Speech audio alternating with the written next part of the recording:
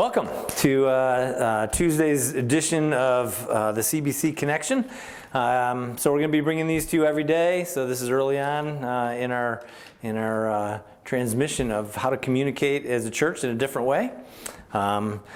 Today we continue to think about Missions Month. And so today we have, I'm going to talk about our missions partner brochure, which we're going to be mailing these out. It's just been updated in the last couple weeks, and they're ready to go. They'll be mailed out to you. You should be getting them by the end of the week. And so how do we use these tools for us as a church and as individuals and as families? The brochure has all 8 of our missionaries that we support presently, and they're a little bit of information about what they do is on here, as well as their contact information, their emails, all of that's on here, which means, guess what? You can contact them, you can communicate with each of our missionaries, because they're going through the same thing that we are wherever they are around the world. And so I encourage you to reach out to them, spend the time that you have to do that.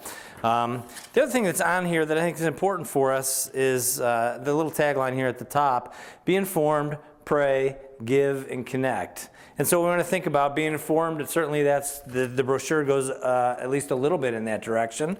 I would encourage you to contact the missionaries and get to know them, and you really be informed as to how to pray for them as well. Certainly praying for them, you want to be involved in that.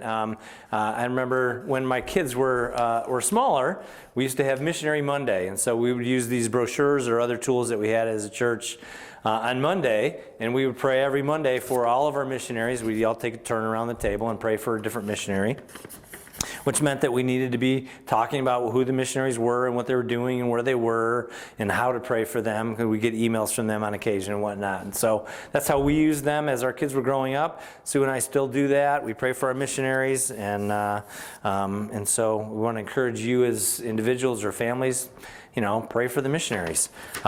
Secondly or thirdly, I guess, is give. We as a church are still a church. We still support these missionaries.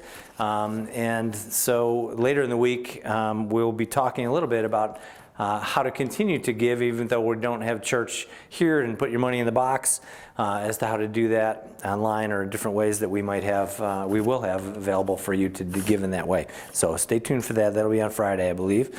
And then the last way is to connect with them. And so as we've been talking about all through this, all their info is on here. There's no reason why our entire body can't be in communication with each of our missionaries, encouraging them, letting them know we're praying for them, letting them know we're supporting them and helping them in any way we can. Certainly we have some of them that are fairly local, like the Bretts, and being able to encourage them by even going down there and helping out at Camp Good News. Certainly a good way to do that. So this will be coming in the mail this week to you. I encourage you to pick it up and begin to use it as a tool in your family. Tomorrow, Dr. Lee Edmonds will be talking about Thinking Matters, and so stay tuned for tomorrow's edition.